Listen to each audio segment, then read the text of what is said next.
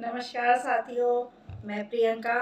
मैं उपस्थित हूँ एक बार फिर आप सभी के समक्ष और हम सब जुड़े हुए हैं तोतो चान के सफ़र में। साथियों, तोतो चान के मज़ेदार सफ़र में हम सभी को बहुत ही आनंद आ रहा है। चाहे बच्चे हों, चाहे टीचर्स हों, चाहे मम्मियाँ हों और चाहे शिक्षा के क्षेत्र में जुड़ा कोई भी व्यक्ति हो, सभी को ये जो पुस्तक है अपनी सी लगती है, अपनी कहानी लगती है और कहीं न कहीं अपने जीवन से जुड़ी हुई लगती है। तो साथियों, इसी कहानी को आगे बढ़ाते हुए आज मैं लेकर आई हूँ कि आगे तोतो चान के सफ़र में क्या होता है। अभी तक हमने देखा कि तोतो चान को किस तरह से पहली कक्षा में उसकी शरारतों के कारण उसकी टीचर निकाल देती है और उसकी माँ बड़ी समझदारी से एक बहुत अच्छा स्कूल उसके लिए ढूँढती हैं, जो स्कूल तोतो चान को पसंद आता है। तोतो चान और हेडमास्टर की दोस्ती भी होती है और वो स्कूल अनोखा होता है। ट्रेन के डिब्बों में वो स्कूल चलता है और किस तरह से अनोखा है वो स्कूल और किस तरह से वहाँ बच्चों को बिठाने की व्यवस्था होती है, किस तरह से लंच की व्यवस्था होती है, क्या चीज़ लंच में उनको बड़े मज़ेदार तरीके से सिखाई जाती है, क्या कैसे उनको पढ़ाया जाता है, क्या सब नॉर्मल स्कूलों से अलग होता है। काफ़ी कुछ अभी तक हम जान चुके हैं। साथियों, लगातार एपिसोड दर एपिसोड, पार्ट दर पार्ट तोतो चान के जीवन से जुड़े नए नए पहलुओं को हम जान रहे हैं और हम इसका आनंद ले रहे हैं। तो अब हम आगे चलते हैं इस सफ़र पर। साथियों, तोमोए गाकुइन जो कि स्कूल का नाम था, स्कूल में अब तोतो चान का मन लग गया था। तोतो चान के मन में कभी छुट्टी का विचार नहीं आता था। वो हमेशा स्कूल भागना चाहती थी किसी भी दिन बिना छुट्टी करे और जब भी स्कूल से आती थी ढेर सारी बातें अपनी मम्मी को बताती थी। मम्मी स्कूल में ये हुआ, आज स्कूल में वो हुआ, और जब तक उसकी मम्मी उसे चुप नहीं करती तब तक वो चुप ही नहीं होती थी। उसके लिए स्कूल आश्चर्य से भरा हुआ था। माँ को कहना ही पड़ता था, तोतो चान अब तो चुप हो जाओ, खाना खा लो आराम से। तोतो चान इतनी बेचैन थी स्कूल जाने के लिए। एक दिन जब वो सुबह स्कूल ट्रेन से जब जा रही थी तो होता क्या है, क्योंकि स्वभाव से बड़ी चंचल है हमारी तोतो चान, तो तोतो चान के मन में विचार आता है कि जिस तरह से मेरे पहले स्कूल का एक गीत था, क्या इस तोमोए स्कूल का भी कोई गीत है।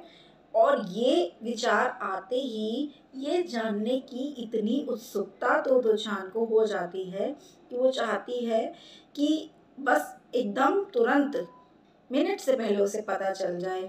लेकिन पता कैसे चले, वो तो थी ट्रेन में और ट्रेन से लड़की एकदम कूदने को तैयार, स्टेशन से पहले पैर निकाल के खड़ी और सवारियां भी देखकर हैरान कि इस बच्चे को कहीं चोट न लग जाए। ट्रेन के रुकते ही धड़ाक एकदम दौड़ती है और कूद पड़ती है प्लेटफॉर्म पर, भागकर पहुंचती है स्कूल में और कक्षा के अंदर बैठे अपने साथी से पूछती है कि क्या हमारे विद्यालय का कोई गीत है। अब विद्यालय में जिस बच्चे से वो पूछती है वो था ताई, जिसकी रुचि थी भौतिकी में। अब भला भौतिकी की रुचि है भौतिकी विषय में, वो कैसे म्यूज़िक के बारे में पता होगा। वो कहता है नहीं, शायद है, शायद कोई गीत नहीं है। तो चान कहती है अच्छा कोई गीत नहीं है, मेरे पहले स्कूल का तो गीत था, और वो उसे गाती भी सुनाती है। लेकिन तो चान कहती है चलो हम अपने हेडमास्टर जी को गीत बनाने को कहेंगे, स्कूल का गीत तो होना ही चाहिए। और जाते हैं सारे मिलकर हेडमास्टर जी से पूछते हैं। हेडमास्टर जी के मना करने पर तोतो चान को बड़ा अफसोस होता है।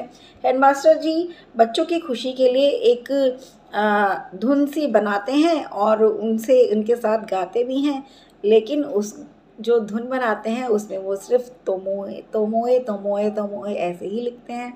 अब तोतो चान को वो धुन पसंद नहीं आती है और कहती है मास्टर जी बस इतना ही, क्या ये गीत आगे नहीं है। मास्टर जी समझ जाते हैं कि बच्चों को ये गीत पसंद नहीं आया है। लेकिन म्यूज़िक गीत पर वो ज़्यादा ध्यान नहीं देते। उन्हें पता है कि उन्हें बच्चे के साथ क्या करना है। तो इस तरह से गीत का जो अध्याय है वो यहीं, गीत की जो बात है वो यहीं समाप्त हो जाती है। तो तोमोए का कोई गीत नहीं बन पाता है। अब एक और किस्सा सुनते हैं तोतो चान का। तोतो चान और उसके हेडमास्टर के बीच में जो प्रिंसिपल के बीच में जो रिश्ता है वो कैसे और मजबूत होता जाता है। तोतो चान का एक बार पर्स कचड़े के डब्बे में गिर जाता है। अब तोतो चान उसे निकालना होता है अपना पर्स, और वो लगी पड़ी है, पूरा कचरे का डब्बा बाहर निकाल देती है, सब बाहर निकाल के सब फैला देती है, और अब बड़ी शिद्दत से उसमें अपना पर्स ढूंढ रही होती है, फिर भी नहीं मिल रहा होता है। तभी हेडमास्टर जी आ जाते हैं उसके पास और ये सब करते हुए देखते हैं। लेकिन हेडमास्टर उससे कुछ नहीं कहते और कहते हैं, सब वापस डाल दोगी ना? तो चान ये सुनकर बड़ी निश्चिंत हो जाती है, और उस मास्टर जी पर पूरा विश्वास हो चला था कि हेडमास्टर जी अब मुझे डांटेंगे नहीं, बल्कि हमेशा हमेशा हमेशा मेरे साथ होंगे, जो मैं चाहूँगी उसमें मेरा साथ देंगे। तो चान को उस रात बटुआ नहीं मिलने का दुख तो हुआ, और वो सारी रात उस बटुए के बारे में सोचती रही। साथियों, तोतो चान का असली नाम मैं बताऊं, असली नाम उसका तेत्सुके था। एक्चुअली में जब तोतो चान की मम्मी को बेबी होने वाला था, तो उन्होंने सोचा था कि एक बॉय बेबी होगा, और उन्होंने उसका नाम भी पहले से ही सोच लिया था, जिसका नाम उन्होंने तोरू सोचा था। लेकिन जब गर्ल बेबी हुआ, जब लड़की हुई, तो नाम स्वाभाविक था कुछ बदलाव करना, तो उन्होंने उसी नाम को तेत्सुके में चेंज कर दिया। अब तोतो चान छोटी थी, तो उसको ये नाम समझ में नहीं आता था। तेत्सुको चान, वो हमेशा जो भी उससे नाम पूछता था उसे तोतो ही बतलाती थी, तो तभी से उसका नाम तोतो चान पड़ गया। लेकिन उसके जो पिताजी थे वो हमेशा उसे तेत्सुके ही कहकर बुलाते थे। तो साथियों, ये थी तोतो चान के बारे में कुछ मज़ेदार किस्से। अब आज के लिए इतना ही।